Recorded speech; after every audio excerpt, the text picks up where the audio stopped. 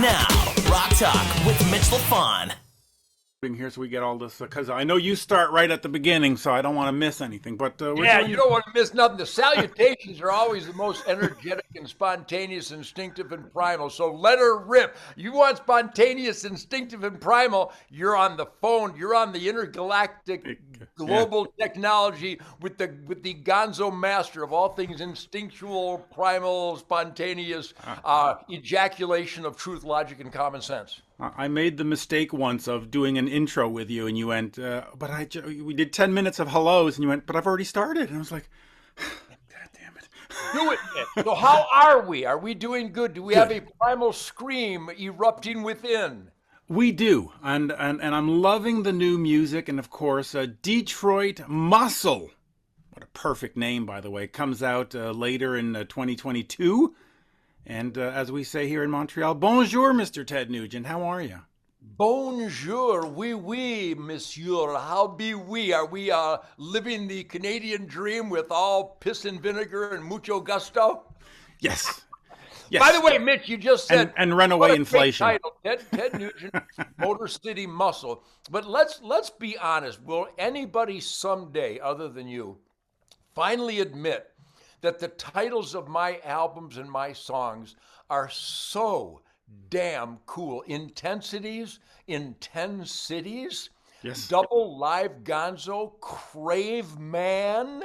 Are you kidding me? What an ejaculation of clever phraseology from the old guitar guy, you know? That's right. And as we've mentioned before, I was at the recording for, or at least in the Montreal version, for Intensities in 10 Cities. So intense, boy. What a... You talk about the new record. How you guys have got to do interviews with Jason Hartless and Greg Smith and Michael Lutz, because these people are some of the last of the real musical gods that live and breathe.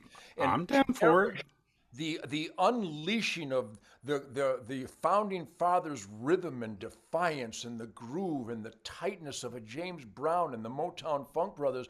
We live this stuff, and I think this album captured all that, plus a whole new frontline wave of clever musicality. I mean, from Leave the Lights On to Driving Blind. I mean, the jazz, the grunt, the grind, the rhythm and blues that are on this record. Jason and Greg are every guitar player's dream. My favorite, by the way, is Just Leave Me Alone, because that's how I feel. Great song. Yes, it's a middle finger celebration. Let me just ask you this before we get started with the whole record thing. Every time I mention that I'm going to interview Ted Nugent, I get a lot of hate mail and how dare you, and don't give him a platform, and he doesn't belong it. And I just want to say this, politically you and I may or may not agree. I don't get into politics, but why am I not allowed to interview a rock star, since interviewing rock stars is what I do? Why do you think people are so determined to tell me how to run my business? Well, again, we've talked about it before, and it's why I am hated, because there was an intense push to dumb down our fellow man, to create a cesspool of denial and ignorance. And the people that hate me are just, I imagine there's a spark of decency and positive spirit within some of the haters, but they're so stupid. I mean, have them explain why they hate me. Because I believe in self-defense, because I pursue the marksmanship samurai oneness with bows and arrows and firearms, because I dedicate myself to celebrate the black musicology that is the foundation of all the greatest music in the world, while I celebrate by name all the black heroes of music that created the greatest spirit for a soundtrack. While I'm celebrating my black heroes, I'm a racist. I was invited to the U.S. Marine Corps' 246th birthday party by the families of dead heroes. A family who is saying goodbye to a 6-year-old child with terminal cancer calls Ted Nugent because the 6-year-old dying boy wanted to have his last wish in life to go hunting with Ted Nugent. Would this be why they hate me? Because I just reek of love and generosity and positive energy, goodwill, decency. So the people that hate me, I'm afraid there's always been rotten, soulless, nasty people. And everybody who expresses hate for Ted Nugent are rotten, soulless, hateful people. And all I do is pray for them because I know there's a spark of decency in all human beings, but sometimes it's overwhelmed with hate and nastiness. For example, Mitch, if this dog loves me so much to retrieve ducks for me this morning, how could I be anything but a wonderful human being? Hold on, look at this. I'm gonna surprise you with this one. Here you go, right in my lap. There he is. There he is. Oh, see, I love dogs. Hey, my co-host has joined in. Can we let him in? Sure, go nuts, man. All right, here, hold on. Let me just bring in Jeremy for a second. You met Jeremy last time, but Jeremy, how you doing, boy? Happy hunting season, Jeremy, up in the wilds of Moose Country. I just want to get back to the old school time, and then I want to talk nothing but music. But I remember in the 70s and 80s, if I didn't agree with who you voted for or whatever, we could still be friends. We could still go out for a coffee and talk about it. We could still be on the same softball team. Now, you have to pick sides. I don't want to fucking pick sides. I just want to talk about the music. Hi, Jeremy. Hey, what's up? Let's go, Brandon. I'm here to help. Let me help you through this. Yeah. You're referencing a lunatic fringe of negative people. Here's a beautiful thing that I have mastered.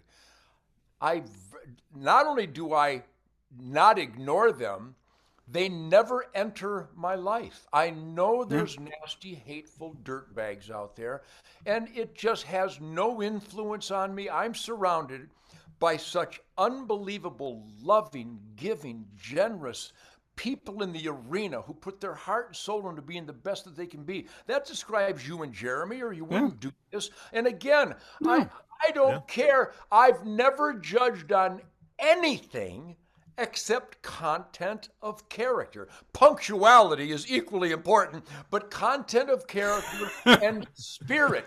If you put your heart and soul into being the best that you can be, I don't care color, creed, gender confusion, religion, I don't care ethnicity.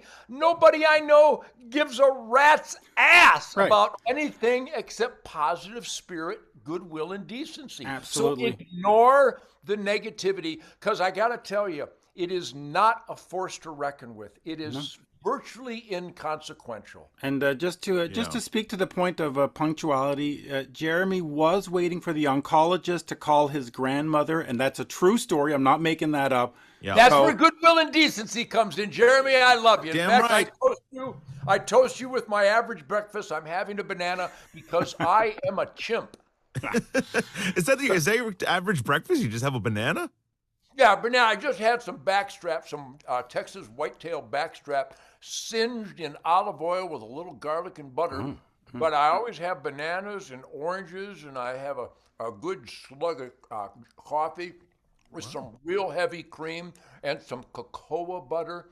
So yeah, I just got into a duck hunt, so I am literally intoxicated on beautiful, poetic, ballerina dog work retrieving my ducks. I'm so happy right now, I might squirt through this apparatus and stain you guys.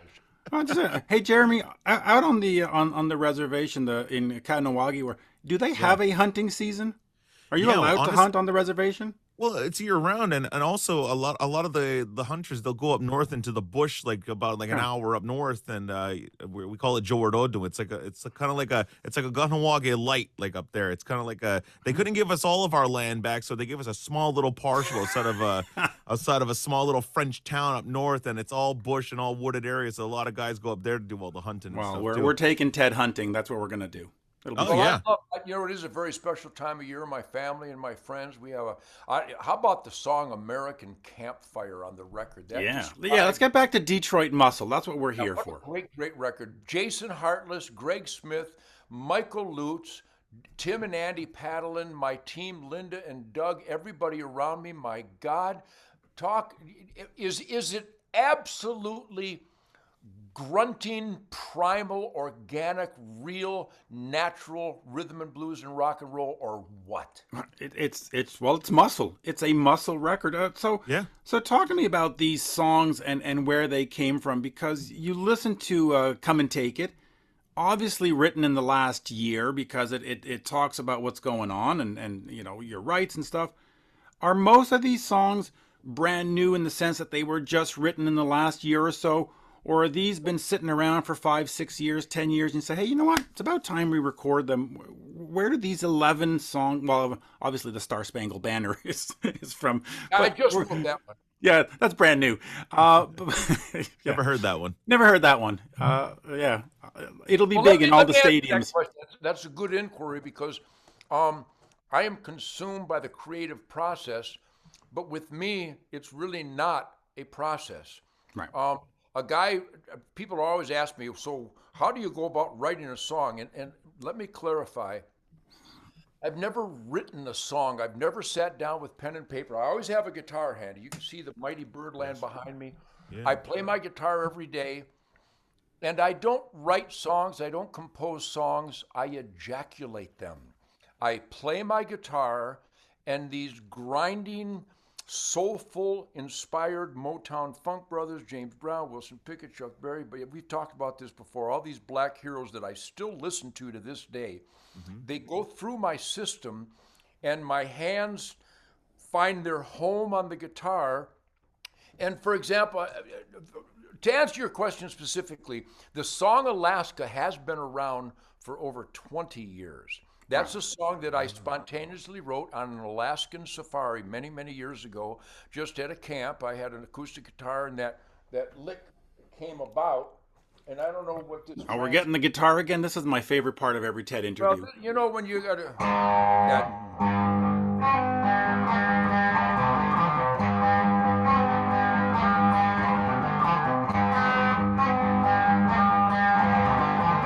I just started playing that when silence was in the air, perfection was everywhere, balance worked like it was meant to be, the land was free. I didn't write that. I didn't have pad of paper. I didn't have a pencil. The words happened because I was in the cleavage of God's creation, which I spent most of my time. And then how about American Campfire? That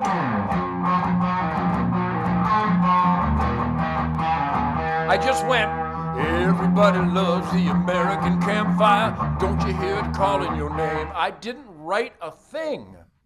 Wow, they all just came to you like that. I just unleashed these licks. All my licks are... Wait a second, how does the Star-Spangled Banner one go? I'm curious. Well, the Star-Spangled Banner, I'm invited to all these military hero events.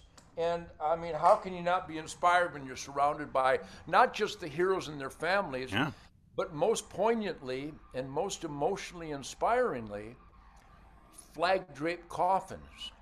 Oh. Because freedom is not free. And those that gave the ultimate sacrifice make you play those lyrics.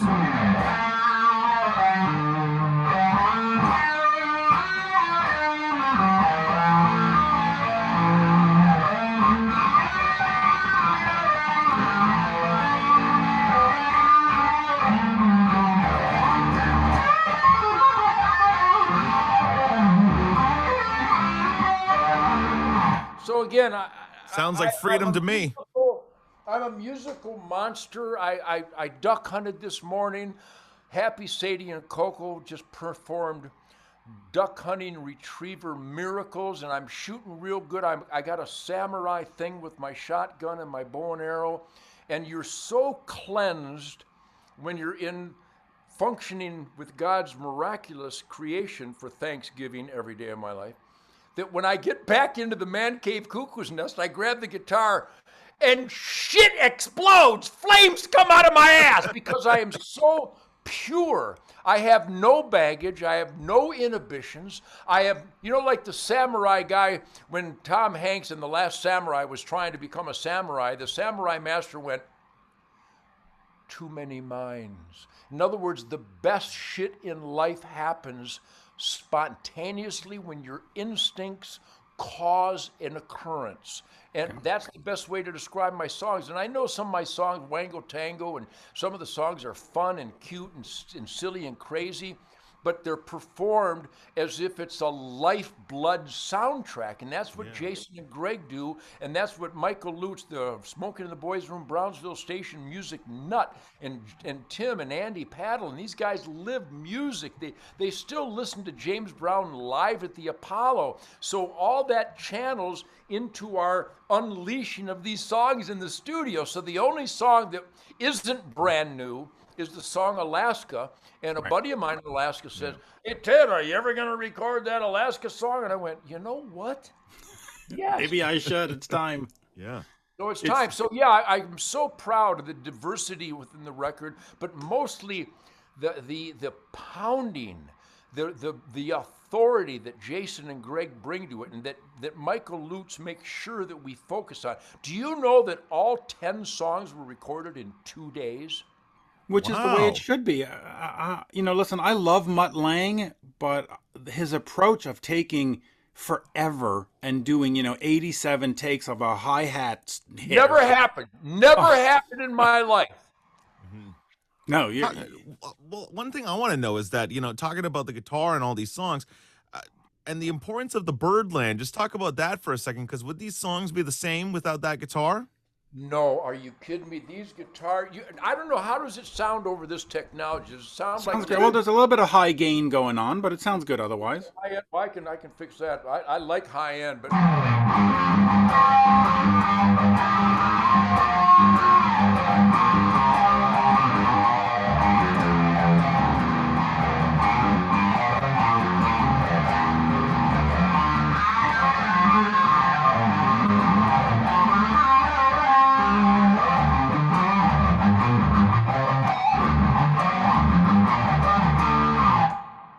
what kind of lick is that? That happened one morning, and I just started, strap your ass in. I got a fire-breathing Mopar down to Detroit. It's like a rock and roll dream. Kick out the jams if you really want to go far. Motor City Soul gonna make you scream. Hey!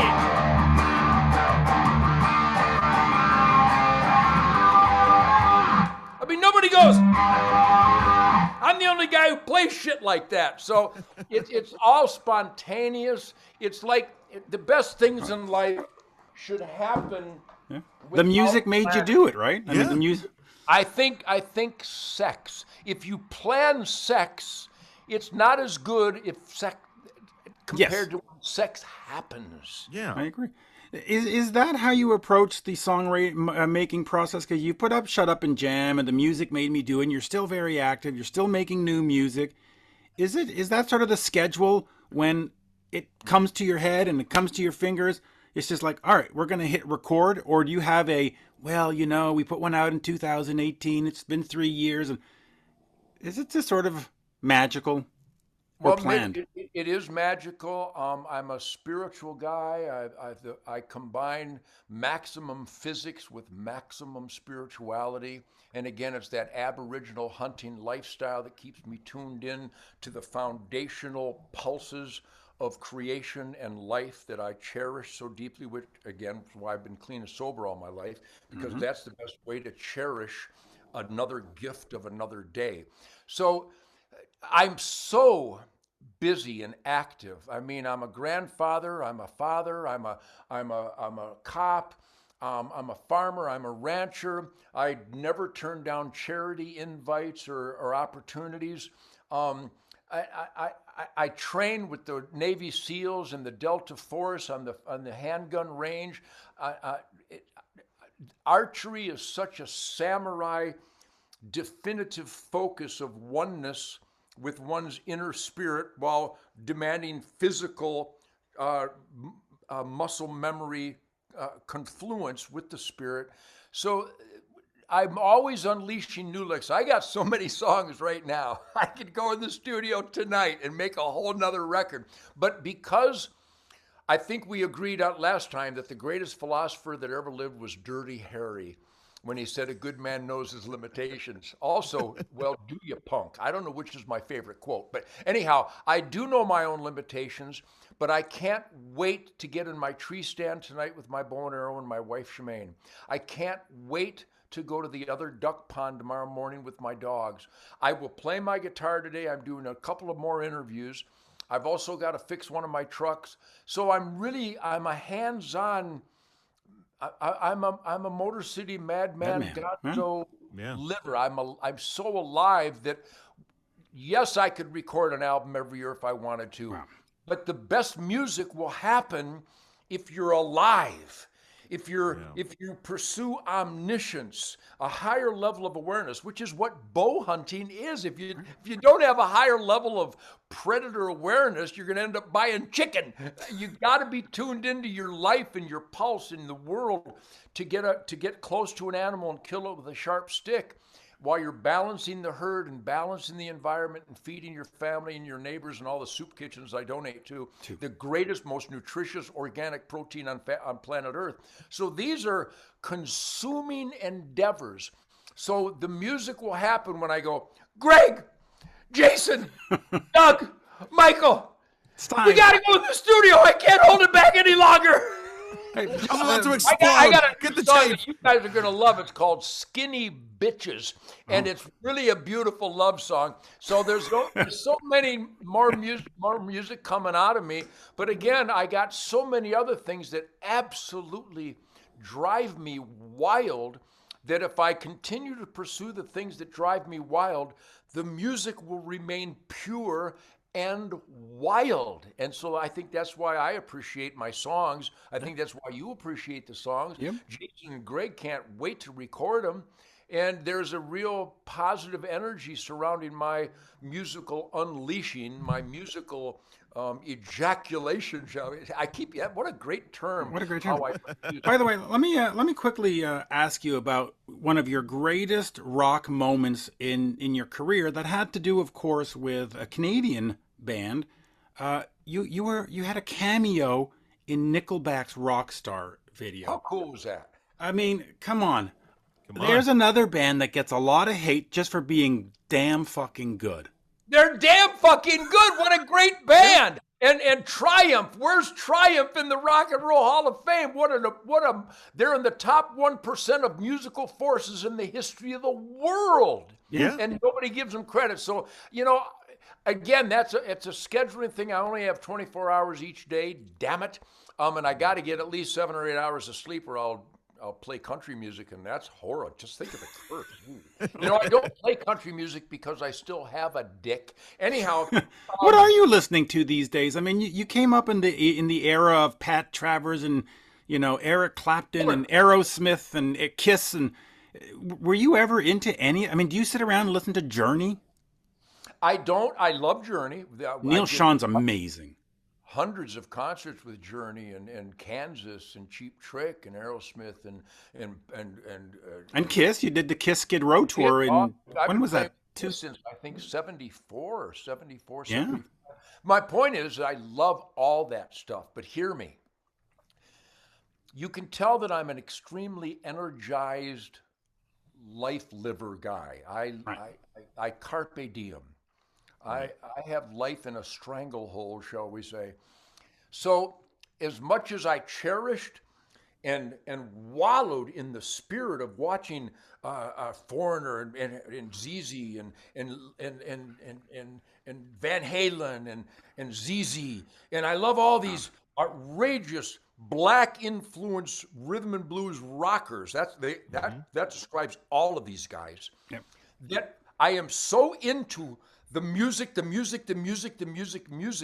My real talent in life, it's a gift, is that I completely escape it. Now, so many of our friends are not here anymore. And let me tell you, I talked to my son about this last night because he was watching a documentary on my great friend Anthony Bourdain. Bottom line, this is an expanded answer to your question, which is all my answers. As humans, we're not geared, we're not set up to handle celebrity. It's why Elvis couldn't handle it. It's why Jimmy couldn't handle it. It's why Janis and Jim and John Belushi, it's why none of these guys could handle it, because it's so stupid. Yeah. If you start thinking celebrity, you're done. Well, I know I'm a killer guitar player and my songs are just soundtracks. I mean, go to my Facebook and, you know, I could become really egotistical because people relish the songs. They're soundtracks for their most important moments in life. What a great connection to have with my fellow man. I know that's a power. But then I go in the duck blind and there is no music. There's no celebrity. There's no Hollywood. There's no spotlights. There's no such thing as adulation. I gotta hit the fucking ducks or my dogs will be angry. So I am the master of escaping the bullshit of celebrity and stardom. Now, I call it bullshit because in its value, it's bullshit. That I'm invited to this young boy, to be invited into these families' lives where their children are asking to go hunting with Ted Nugent before they die. Well, that's part of celebrity. Yeah. That should be cherished. And I get on, I'll cry for you right now, but I won't cry for you right now. Think of that honor. Yeah. That my music and my big mouth, speaking about truth, logic, common sense, Constitution, freedom, life, liberty, pursuit of happiness, clean and sober. That's why those little boys and girls asked to go hunt before I die. That's a piece of celebrity. So I'm the master of escaping it and compartmentalizing it so that if good can be used, they flew me down in a big old jet. I put my dogs and my machine guns in a jet, didn't go by TSA, and flew to Texas. If I'm invited to salute flag draped coffins of heroes that died for my American dream and your Canadian dream, that's also a gift of celebrity. So I will use that for good. But if I think I'm going to need it as a crutch, I mean, I told John Belushi he was going to die. I told Jimi Hendrix he was going to die. I told Keith Moon he was going to die. I said, you got to be kidding me. And you know why they died? Because they were so desperate to escape their art / celebrity that they thought drugs and alcohol was the best way because they comfortably numb, they could avoid it. But they didn't avoid it. It killed them. Keith Richards notwithstanding. Right. So I've always had my priorities, and it's also go right back to the beginning, Mitch. It's why some of those people hate me. I promote killing animals to feed my family, which happens to be perfect. That's perfect. Seems like the circle of life to me. It's so perfect, it's insane, which proves that my haters are absolutely out of their minds to attack. Well, he carries a gun. Self-defense is perfect. Kyle Rittenhouse performed perfect. When I train with my guns, aim small, miss small, sight acquisition, samurai, breathing, trigger control. This is a great discipline, and it might save my life someday. How can you criticize this? You gotta have shit for brains to criticize perfection. So you've noticed that I'm not short on confidence because I've genuflected at the altar of the evidence to support truth, logic, and common sense. So my music has a life of its own, but the reason it's so youthful and uninhibited is because every time I grab my guitar, I'm like a horny 12-year-old with my first amplifier. I'm so pure coming in from sitting in a tree to kill a deer with a bow or taking a little boy fishing before he dies. You're so cleansed that's why those people hate me. They're idiots. Yeah. And you wouldn't be able to do all that stuff, had you been all fucked up and everything. I mean, Oh, I couldn't keep. I have an energy level. I have flames coming out of my ass. I hope you brought some marshmallows. People hate me because I'm so alive. I'm so happy. I guess that's why they hate me. And you see, by the way, this is where I think we can go back to the old way of having a conversation when we don't agree. I knew Tom Morello. Tom Morello's a dear friend of mine. Yeah. Wayne Kramer of the MC5. These guys are crazy. Oh, Wayne Kramer's amazing. But listen, I have no problem with hunting for food. I'm just not a fan of trophy hunting. That's where I go. Well, believe me, those ducks are trophies. Trophy hunting is so misunderstood. A trophy hunter waits for the oldest male of the species that is going to die soon anyway because it's the ultimate challenge. They never cut the head off and throw away the sacred flesh. The meat, we wrote the laws so that meat has to be utilized. Yeah. But they're so patient, they're waiting for a big old stag, which has such metaphysical history with mankind because it was the hunter that was able to defeat the defense mechanisms of the old stags. That's why hieroglyphics feature the old stags, because that's the smartest animal. A trophy hunter is a pure natural hunter. He just cherishes the older versions. I shoot the young ones. He likes the old ones. Let me ask you just real quick about the Birdland. We obviously don't see Ted Nugent playing Jacksons and Epiphones and all these other ones. Have you ever considered switching? Have you ever considered playing other instruments on your albums, or is the Birdland just so perfectly Ted that you cannot imagine recording without it? All of the above. Throughout the Damn Yankees, I exclusively played the Paul Reed Smith, for example. Yep. Yeah, he was a PRS guy. Dangerous, I featured the then prototype Paul Reed Smith guitar on Detroit Muscle, along with a lot of my different recordings, certainly Crave Man and Love Grenade, and The Music Made Me Do It, Shut Up and Jam. You will hear my Les Pauls. I played Les Pauls. Listen to the song Driving Blind. The basic track is with a Birdland. Because of its depth, it has a grunt. When I play a Birdland, I muff the strings. The most obvious in a stranglehold, where I muff it with the meat of my hand.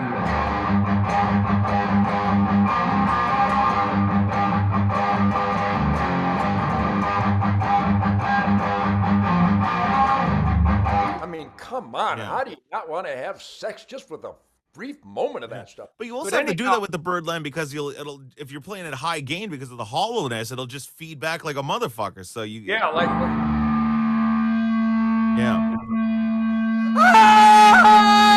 But I can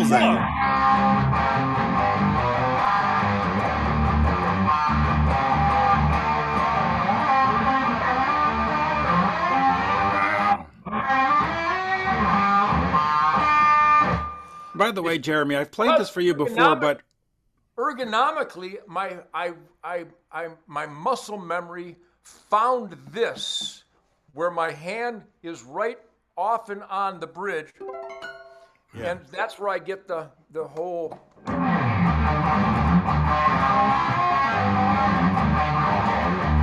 Some of those notes are blaring, and some of them are chicka chicka. Yep.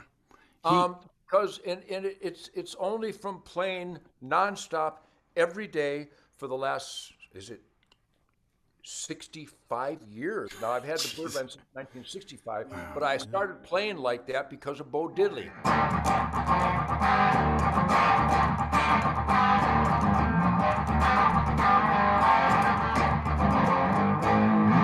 And of course, I throw in these weird chords because it's so beautiful. But anyhow, I have played the Les Pauls a lot, the PRSs. Now, I played Jacksons, I played Epiphones. My first guitar was an Epiphone. Were you ever a Strat guy? I had a Strat, but because of where my hand finds home on the Birdland, this finger, I'm anchored to the instrument. I literally am one with the Birdland. And when this pinky anchors on the Birdland, it connects with the volume knob of a Strat, and the last thing I want to do is turn down when I don't want to turn down. So the only time you'll hear me on a Strat is I think it was was it Cat Scratch Fever, Working Hard, Playing Hard? There's the actual opening of Working Hard, Playing Hard is.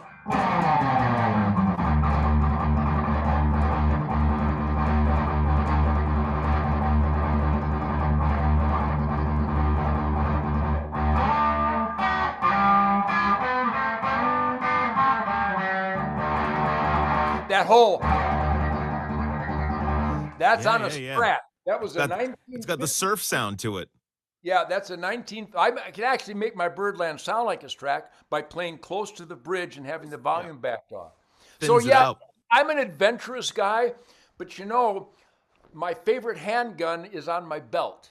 Mm-hmm. My favorite bow will be in my hand this afternoon. My favorite woman is my wife. You find the calling. Mm-hmm. When you find the calling, my friends are the best people in the world. They're honest, they're funny, they're cocky, they're defiant, they're workaholics. So you tend to plunge into the things in life and the people in life that reek of positivity. So I still play my Paul Reed Smiths. Like I said, on the Detroit Muscle, and so many albums, when you hear that, on some of the previous albums, there wasn't any on the Detroit Muscle album, but that was the Paul Reed Smith because it has one of those whammy bars, and I like to play games with whammy bars once in a while. Yeah. But yeah, I'm always looking for new sounds. Like right now in my Man Cave Cuckoo's Nest, I got amplifiers and guitars. I got Birdlands. I'm surrounded by Birdlands and Les Pauls, and that's where the licks are inherent to the comfort and the discomfort. It's important to note both. If you're too comfortable, then it becomes predictable, I think.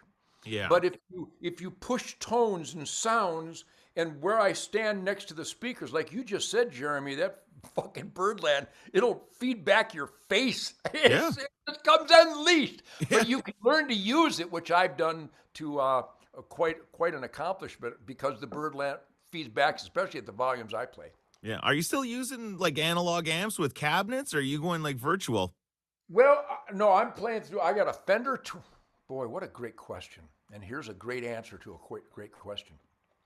I have a 1965 Fender Twin Reverb that I just bought from Jimmy McCarty of Mitch Ride and the Detroit Wheels, who recorded Jenny Take a Ride, Devil with the Blue Dress, and Sock It To Me on that amp because he's always been my musical hero. I just bought it from him because he is looking to sell it. And I love the man. He's just a phenomenal musical force. Jimmy McCarty from Detroit. So I've got those old Fender Twins, and surprisingly, I have this 1960-something custom, Custom, that I just discovered from my buddy Calvin Ross at Lone Star Music in Waco here, and it sounds like my wall of Fenders, but I think it's there's the analog amps, and then there's what's the other ones? Solid state. Yeah, solid state. See, I don't even know what they are, but I think it's digital. A solid state. But at the right levels, it sounds just like my Fenders at full volume without the ear blowing apart decibels. So again, Jeremy, mostly old amplifiers, old Fender Twins throughout the Detroit Muscle album, and again, all the albums. Yeah. But I'm always, somebody goes, Ted, you got to hear this amp. Well, I'm going to hear it. I'm going to plug in. I'm going to try it. I'm an adventurous son of a bitch. I want to try everything before I die, except things that I've watched kill my friends. I don't want to try that. Yeah. So I'm still very adventurous in my music, and I think you can hear it from Leave the Lights On to Driving Blind to how about Feedback Grindfire? Who is that teenager? What kind of song is that? Yeah. It's a great song. What a great album. And I don't think you're going to get that tone with a Kemper, I'll tell you that. Yeah, I don't think so. You need the Birdland just howling back at you with the speakers full notch. I mean, come on. It's so beautiful. I mean, if I wasn't me, I'd listen to my music all the time. And you asked Mitch what I listened to, and I went into a whole outrage, which I'm really good at. I don't listen to much. Okay. In my vehicles, I like to hear the horsepower. I like to hear my Hellcat and my Red Eyes and my Broncos. I like to listen to the engines, but I will slap on the Boneyard, the FM satellite type stuff, and I'll hit some of the classic rock stations. And I still listen to that classic rock, but I don't have the apparatus in my vehicles to listen to the old James Brown and Wilson Pickett and Sam and Dave and Motown stuff. But if I turn on a classic station and I hear that stuff, I turn it up really loud. And I love the way the Stones and the Beatles and the Yardbirds and the Who and the Kinks brought back those Black American artists to the forefront. So they did such an incredible job of representing the original rhythm and blues and rock and roll that I still listen to that stuff too. Yeah. But not much. I like silence, and I like to hear melodies. Silence is golden. You know who else was like that? Apparently, Eddie Van Halen was the same way. He wouldn't listen to anything in the car. He would love to just listen to the sound of the car and the motor and everything. Yes. Yeah. Yes. Yeah. And by the way, I love the fact that in 2020, Alice Cooper put out an album called Detroit Stories, and now Ted, his brethren, in 2022, is putting out Detroit Muscle. It's perfect. Gotta love it. It really is. You know, I mentioned Wayne Kramer of the MC5, and there's so many unbelievable talents. I was just on the phone with Mark Farner of Grand Funk yesterday. Wow. So many explosive, dynamic musical forces came out of Detroit. If you never got to see Dick Wagner and the Frost or the Scott Richardson case or the certainly the MC5, my God, Brownsville Station, Grand Funk Railroad, Bob Seger from Bob Seger and the Herd. We used to play with him back in 63, 64. And nowadays with Kid Rock, and even though I'm not a rap fan by any stretch of the imagination, you have to admit Eminem, for being such a goofball, he really has a musicality. Mm-hmm. He has a musical believability factor. Yeah. And I always genuflect at that altar, regardless of the genre or the lyrical content or the message, which many are putrid. But you have to acknowledge the musicality of an artist that projects believability. So Detroit, and you know, while the West Coast was putting out Quicksilver Messenger Service and Big Brother and the Holding Company and Grateful Dead, I just couldn't stand that music because it wasn't groove oriented.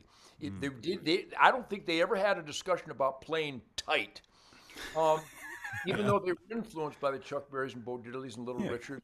They were all on acid, I think, and that created a looseness and actually an undesirable dissonance. I'm a big fan of dissonance when it's used properly. Like Tom Morello's guitar work is very dissonant, but it's very energetic and creative. But it's also very articulate too. So he's very articulate, very focused. But Detroit, I cannot explain in adequate terms, which is really surprising coming from me, the power of what the early Bob Segers and throughout his career. Amboy Dukes. Let's not forget Amboy. Amboy Dukes. I mean, my God, what kind of we were teenagers creating this outrageous, tight, adventurous musical power. So Detroit drove you, and you know, I got to give it to you. Mitch Ryder, they were called Billy Lee and the Rivieras when I first opened up for him in 1960 at Walled Lake Casino. Johnny Banagic on drums, unbelievable. Earl Elliott on bass, unbelievable. Played a Rickenbacker through an Ampeg B18, B15. Wow. And then Jimmy McCarty on a Birdland and a Fender Twin. Mitch Ryder, Billy LeVice on vocals, and Joe Kubrick on a 335 through a Fender Twin. They set a bar as teenagers of authoritative, powerhouse, ultra-tight music because they played all James Brown, they played all the Motown, they played Little Richard and Chuck Berry and Bo. Well, they were influenced by real musicians. Yes, and remember, what is the work ethic god? James Brown, Wilson Pickett. These guys were work ethic monsters, and that created a competition in Detroit where you better play with authority and with energy, and you better have at least 4 crescendos per song. You better wreck 8 tambourines per song, and I want to see your forehead veins popping throughout the concert. And that established an energy level that today I'm the last of them. I'm the only guy that still does that. Yeah. Do you still force your band, through rehearsal, even on stage, like, guys, like, we need to play with this power or else you're out? I don't have to say a word to Jason or Greg or to Michael Cardelloni or to the damn Yankees. I don't have to say a word. We all come from that musical black authority where the music will only be as impacting as you put your heart and soul into making it tight and groove oriented, and then energize with crescendos and nice melodies or not so nice melodies, but always ends up in I call it the forehead vein popping moment. All of my songs have forehead vein popping moments because that's what James Brown did. That's what Mitch Ryder did. That's what Rob Tyner of the MC5 did. That's what everybody did in Detroit. Meanwhile, those guys on the West Coast were strumming. You can't strum in my band. This isn't folk music. This is real music. So that energy, I don't have to say, Greg and Jason, the minute I show them the lick to the song, wham! They pound the living shit out of it every night, every time. As you should. Greg Smith is awesome, by the way. He played with Alice Cooper for a while, and he's just phenomenal. And Jason, the drummer, how old is he now? Like 24? I mean, he's a young kid. He started with me when he was like 18 or some damn thing. Right. I'm so lucky. But again, these guys have all expressed throughout my career, they want to play my songs. They want to play Great White Buffalo. They want to play Stranglehold. Everybody wants to play Wang Dang, Sweet Poontang. Well, they're iconic. I mean, who wouldn't want to play them? Can I just say one thing about Stranglehold? He does a version of Coming of Age with Night Ranger, which is, and they go into this jam with Brad Gillis, and I guess at the time it was Joel Hoekstra. It is so incredibly magical. And weirdly, it was a bonus track. You can't go out and buy it, which is like, but you have to hear that version. Mitch, that's a perfect example of what I'm saying is that every musician I have ever had at my side is a blessing, and I am so humbled and honored that these guys seek me out. I mean, listen to Marco Mendoza on I think it was the Craveman record, what he does on the instrumental Earth Tones. Listen to his bass playing. Listen to Greg Arema at 15 on Journey to the Center of the Mind. Listen to Dave Palmer and the Amboy Dukes at 15. Listen to Johnny Bonangic on Jenny Take a Ride by Mitch Ryder. He was 15. When I unleashed the Journey to the Center of Mind musical thing, I didn't know why those notes worked. I didn't know what a third or a fifth or a seventh. I had no idea. I just knew my ears went, well, that's a good one. Or that's a funny one. Or that's kind of bad. But we were musical adventurers. And think of what we pulled off at those ages. I mean, I'm 73 here in 2 weeks, 3 weeks.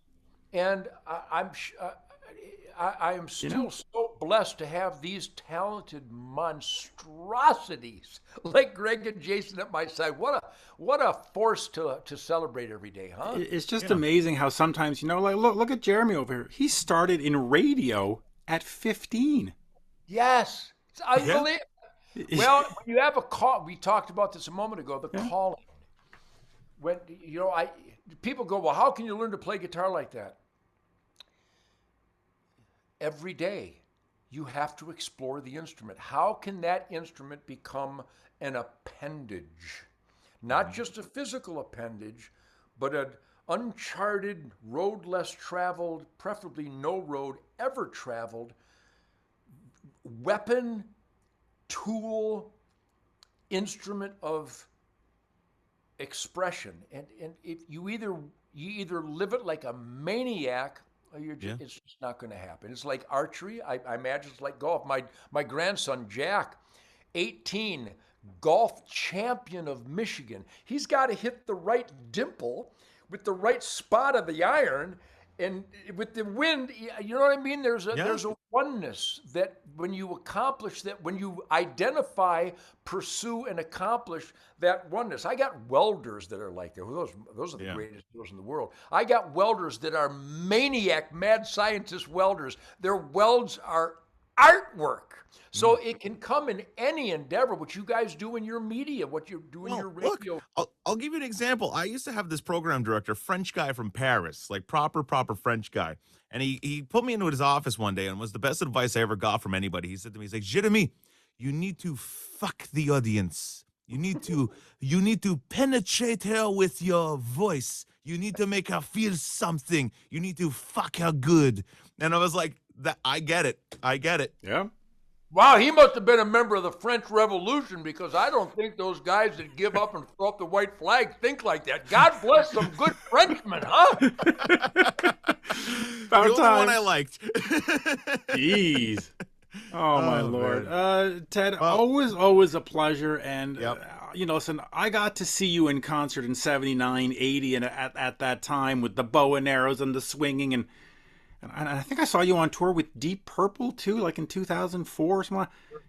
It's just always great. It's just, you know. Thank you for that. And you go to my Facebook, if you really love the music. Oh, I've been to your Facebook for the campfire chats or whatever they're called. They're great. How hysterical am I? How much fun am I? It's hilarious. But the unsolicited testimonials, they're very emotional. You can tell they're just drips of sincerity, that my pursuit of musical oneness, it has penetrated. It has, I hate to use the word fuck, but sexually invigorated people deep to their soul. I'm humbled by that, because I just want to play music. I never wanted to be a rock star. I never wanted to be a celebrity. I never wanted to be a household name. I just wanted to play music. I want to play killer music. I want to work with this drummer and this guitar player and this bass player and this keyboard, Andy Solomon and Gabe Magno on the Tooth, Fang, and Claw on the Call of the Wild, and to like milk spiritual blood from my musical cohorts. And I got to tell you, how fucking lucky am I at this old age that I was able to get to the duck blind on my own power this morning at 5:30, and that I'm pretty good at expressing my love of life, but to have people witness and thank me for that on a daily basis, it's like, my welds are still holding up. And you got to work with Tom Werman, so. Tom Werman, great man, a great musical force. He's the one who made sure that Ted Nugent sounded like Ted Nugent, and they didn't hire me so they could make me sound different, which is what a lot of producers do, and it breaks my heart. And I love Def Leppard, hardworking guys, dedicated to their craft. But is their music? And I love them. I hope they all have $1 billion in the bank, and that they're the happiest people in the world. And I'm just using them as an example. What Mutt Lange and I think Bob Rock did some of their stuff. I have a funny feeling that some of these super duper producers are going to come in with a musical identity band and start softening them for hits. Mm-hmm. And and I want people to have hits. Bon Jovi's the master of that. That's all he wants is hits. I don't know if he's ever expressed an honest opinion in the music. And I love John. I hope he's happy. I love him. I love his work ethic. There's many things to love about these guys, like a Bruce Springsteen. I love Bruce, even though he's a dirtbag. And I'm happy that he's successful. The man is a great musical force. But I really question the purity, honesty, and believability of a lot of these hit makers. Yep. One thing about my music and ZZ Top's music, and I think AC/DC's music, Van Halen's music, um, that's who they were. They wanted to say that. They wanted to sound like that. They wanted that chord change. They wanted that moment. And they expressed it, and their producers went, all right, we're going to produce Van Halen. Keep them fucking Van Halen. Yeah. Don't de-Van Halen, Van Halen. And I think there's some artists out there that are less than authentic. And again, you have the right to be less than authentic. And if you just want to create widgets that people will buy because they want your pretty turquoise widget, that's legitimate. That's consumerism. That's capitalism. But when it comes to music, I'd rather listen to a down and dirty, rag, nasty fucking flamethrower that maybe the song Lemmy didn't become a giant hit, but boy, it's believable. Yeah. Yeah. Wang dang sweet poontang. So you're telling me you're not gonna be covering Pour Some Sugar on Me anytime soon, is what you're saying. That's a perfect example. What a piece of shit that is. I love it. Mitch, if we ever go to Ted's concert, we're gonna have to do Pour Some Sugar on Me. We'll get up on stage. That's like I don't know, yummy, yummy, yummy, I got love in my tummy. That's about as bubblegum bullshit fucking posing music as I've ever heard. And remember, Def Leppard's first 3 American tours opened up for me, and they played the real McCoy. They were real honest-to-God rockers. But somebody said, we need to have a song called Pour Some Sugar on Me with this really sappy bubblegum fucking cartoon melody. I hate that shit. I feel personally attacked because it's one of my favorites ever. I know. Def Leppard is our favorite band. No, they're not. No, they're not. I'm texting with Phil Collin right now. I'm like, Ted Nugent thinks you suck. And I will say this, just to bring it back to Nickelback. Nickelback doesn't suck either. They're genuine Canadians. I believe Nickelback. I believe Rush. I believe Triumph. I believe Billy Gibbons. I believe the Stones. I believe the Kinks. I believe James Brown. I believe Bob Seger. I believe Kid Rock. I believe music, you can tell there's a believability where they're not worrying about offending somebody that might not like this song. Yeah. They believe it, so they're going to deliver it. If you don't like it, bend over, motherfucker, because it comes in suppository form, and I got a crowbar that I can introduce it to your pancreas. Come on, let's go. Love it like a bomb, baby. Come on, get it on. Come on, let's get into it. Get that guitar going. It's the greatest. You know what? I heard that song in its definitive environment. It was at a Ferris wheel for a bunch of children at a county fair. Perfect song for children under the age of 8 at a Ferris wheel on a county fire. Oh, it's such a classic, though. Listen, it's right up there with Cat Scratch Fever as all time. No, Cat Scratch Fever is a middle finger. That other thing, some kind of, I don't know what it is, some kind of pantyhose. Oh, my Lord. Pantyhose, there you go. That's a good way to describe it. Pantyhose rock. I like garter belts. Hey, you just invented the new genre, pantyhose rock. I like that. That works for me. By the way, well, I create pantyhose rock, but my pantyhose are made out of Kevlar, and you wrap it around your fucking head. Detroit Muscle. Well, the Troy Muscle, available April 29, 2022. You can pre-order it now wherever you get your music. Doing the CD, doing the vinyl, doing the stream, doing everything. Yep. Get your Uncle Ted wherever you want. Pre-order it now. This was awesome. Always a great pleasure to chat with absolute legend. Look at this guy. Look at him right there. Yeah. My God. Thanks. That's a man's man, Mitch. That's a man's man right there. Thank you, because I know that you guys come with no inhibitions. And I think to have a genuine dialogue, especially interviewing about a person's craft and their art or their pursuit of life, liberty, and happiness, that you can't have any well, we come with no agenda. No agenda. We just want to bullshit and share ideas. That's why the American Campfire song on the new record is so powerful, because my life, literally, pays homage to thousands of campfires where shit kickers gather around, literally around a campfire every weekend since September, October, now again, next weekend. Yeah. People from every imaginable walk of life come to hunt with me. We donate hunts with Ted Nugent to charities. One guy paid $81,000 Jesus. for a Ted Nugent autographed gun guitar just to have a day of hunting pheasants with me.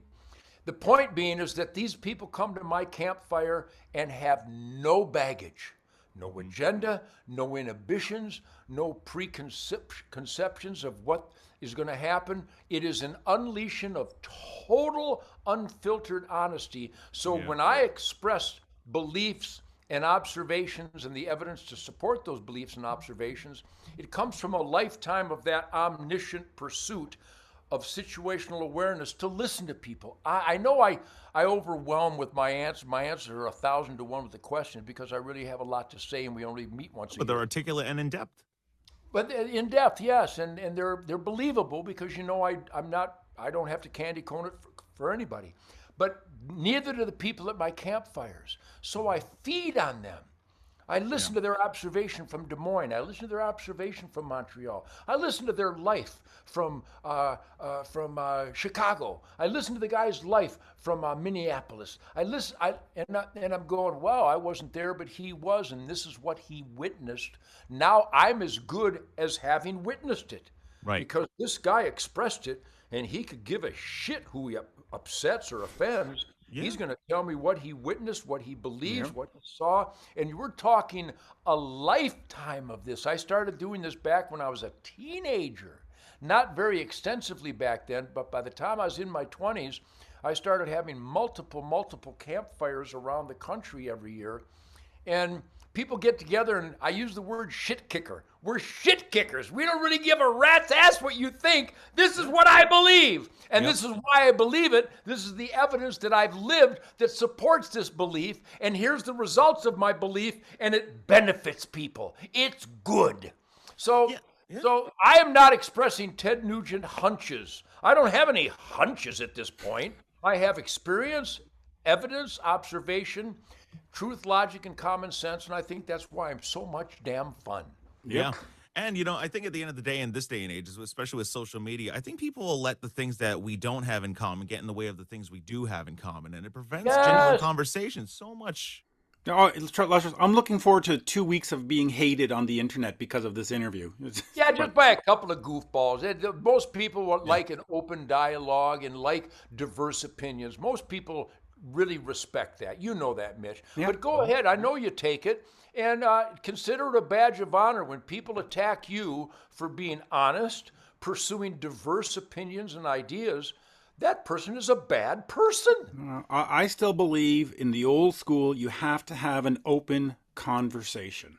Period. End of story. There's nothing wrong with that. We don't have to agree on everything. We don't. Name something in society that I would ban someone from doing. If you want to tattoo your body, what do I give a shit? If you want to smoke dope, just don't get in the car on the same road with me.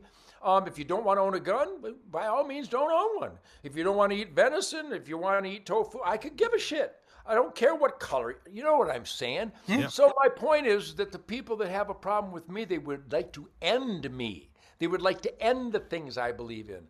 I don't want to end anything they believe in. I could give a shit. Well, what I don't like is that they invite their point of view onto me. And they go, you can't talk to Ted because I believe Ted sucks. And it's like, well that's good. That's proof that they're dirtbags. That's proof, right? That's all the proof you need, which means you're good, they're bad. Yes, and I'll end on this. Cat Scratch Fever was the first Ted Nugent album I owned. And it was just fucking brilliant. It was just, I heard that and it, slotted in with Aerosmith Live bootleg and Kiss Alive 2 and whatever else was coming out at that time. And you were just like, fresh air. Well, I mean, stop and think of it. I mean, just.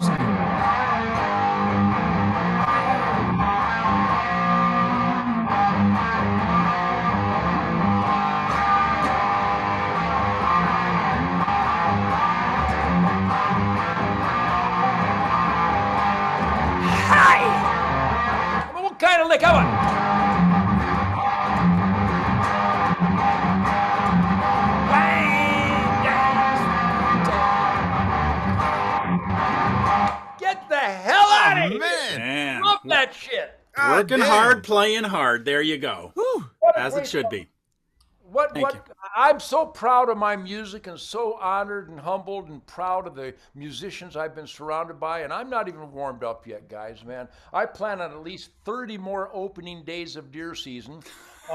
I have unlimited musical ideas. Jason's young enough to survive with me, and they're so dedicated. So I'm a happy motherfucker. So proud of Detroit Muscle. It's the right title for the right record. It's really diverse, and again, the authority that Greg and Jason bring to it, and the musical overview that Michael Lutz and Andy and Tim bring to it. I mean, what a musical orgy we had. It was just, I mean, listen to the vocal on Feedback Grindfire. You tell me that's not a horny teenager surrounded by naked cheerleaders. I came in with this mug at 11 a.m. into my barn. And I said, let's do Feedback Grindfire. And they go, well, what's the arrangement? Start the song. Tell me what you want. Tell me what you need. Tell me all your wildest dreams. Give me some I sang it, the whole fucking song, take one. Wow. At 11 a.m., drinking coffee at the microphone. That's the way to do it. I didn't even have lyrics. I had no lyric sheet. How many guitar layers on that song? Just asking. Well, the feedback is two birdlands, having animal sex, mostly from the rear. Perfect. And then the rhythm guitar is one birdland, and then just Greg's bass and Jason's unbelievable drums. But the lyrics: tell me what you want, tell me what you need, tell me all your wildest dreams. Give me some feedback grind. I mean, the title "Feedback Grind Fighter." What is it? What is that title? Feedback Grindfire. Give me some feedback Grindfire. Tell me what all of this means. Did it feel good? Did it feel right? Did I set your soul on fire? Did you fall in love? Did you live your dreams? Give me some feedback Grindfire. May I say that's profound? Yes. That is a human. That's a human who cares. Tell me what you want. Tell me what you need. Tell me all your wild. It was a love song to my wife, Shemaine, and everybody. Did it feel good? Did it feel right? Did I set your soul on fire? Did you fall in love? Did you live your dreams? Give me some feedback Grindfire. Come on! Yeah. What the fuck? And by the way, Def Leppard recorded "Pour Some Sugar on Me" in 2 weeks. So I know, you can tell. And then 9 months to mix the record. So Could you play that rhythm part again? I think I heard a scratch. The scratch is good. My albums are full of scratches. I love that stuff. Oh my Lord. Detroit Muscle. Go pre-order this now. April, what is it? 29th, 2022. Isn't that a shame? And not till April, but I think Come and Take It. Just a beautiful love song. I know my Canadian friends love it. That's out now. And I think we're going to unleash American Campfire. And then I hope either Driving Blind or I'm Born in the Motor City. How about Born in the Motor City? There's no music like that anymore. Nope. No. And that was take one. We just played. You see, and that's what I like. You go back to the early Sabbath and the early Led Zeppelin. They had albums done in like 9 hours. Now everything is 9 months, and it's just like the first Police album, 1 fucking day.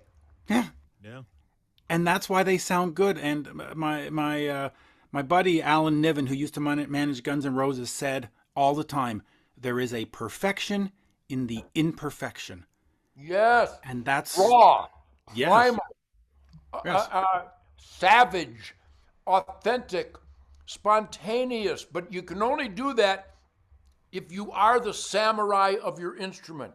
Yes. Like Greg and Jason and all those best bands. Yeah, Greg. We got to get Greg on here, by the way. Let's set that up. Yeah, do an interview with Jason and Greg. These guys are animals. And Michael Lutz, what a great chunk of history. Smoking in the boys' room, Brownsville Station, that whole Michigan middle finger on fire. Yeah, and Tim and Andy. I mean, I think I rave about my music and my playing and my songs, and I rave about it. Well, that's egotistical. Fuck you. I'm proud of this shit, man. What do I should say? Gosh, it's not really that good. It is. It's that good. It's Listen, if you're outrageous. not your biggest fan, well, what's the point? I'm my biggest fan. I love my music more than all of you combined. But the point is, what an interesting perspective from a guy in the control room watching this animal unleashing that vocal on Feedback Grindfire at 11 in the morning, the first thing that happened that day. I did my chores. I think I'd shoveled some dog kennel poop, and I gave my biscuits to Happy, Sadie, and Coco. I probably shot my bow a couple times before I walk into the barn,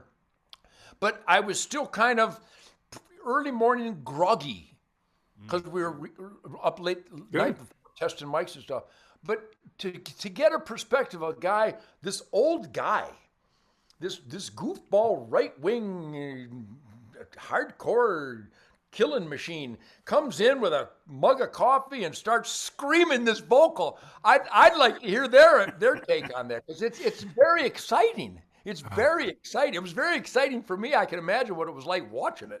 I can imagine the B-roll of that being played on CNN in the headline. No, but you definitely need, the next time you record an album, to get a video camera in there and throw up a couple of in the recording process, because it's got to be fascinating. I feel so, see, we are so horny to start playing that I know I should have set up cameras. I know it should have been documented, but we can't wait to start playing. So we plug in, I start testing amps, and we start jamming. And I go, record this, we're ready right now. Well, we're not ready in here. Well, get ready, because we're ready. It's really intense. It's like starting the interviews. You gotta have the record button right from the get-go. Anyway, listen, we were supposed to do half an hour. We're at an hour and 20 minutes. Always a pleasure. Album's out in April. Maybe we can talk again in April, just to give it an extra little push in the behind. Get Greg on here, get Michael, get them all. Well, I got to tell you guys, I love my Canadian friends up there. I love you guys. Thank you for caring about my music and pursuing Uncle Ted's Truth, Logic, Common Sense, and Middle Fingers on Fire. But I want to tell you up in Canada how much I love you. I had a bumper crop of fuck yous this year. So if you run short, I can airlift them in by the pallet.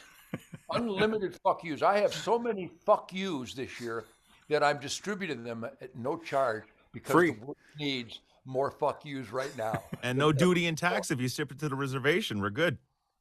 So if anybody comes towards me with a needle, I'm cutting you in fucking half. There you go. It's the greatest. And there you go. And I just gotta say, I just don't like that people tell me who I should and shouldn't talk to. I'm glad we spoke again, and I will do another one and another one and another one, because I love the music. I'm here about the music. Everything else is not my purview.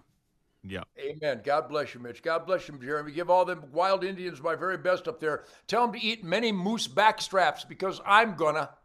Absolutely. My cousin Cody just caught one yesterday. So there you go. Did he? Yeah, he Well, did. God bless my Canadian blood brothers up there. Stand your ground, live it up, and thank you for appreciating what Jason and Greg and my team does. We love our music, and we love that you love our music. Thank you, All sir. right. Have a good Awesome. day. See you All right, later. guys. Adios. Let's see. I get out of here by going like this. Yep. Adios.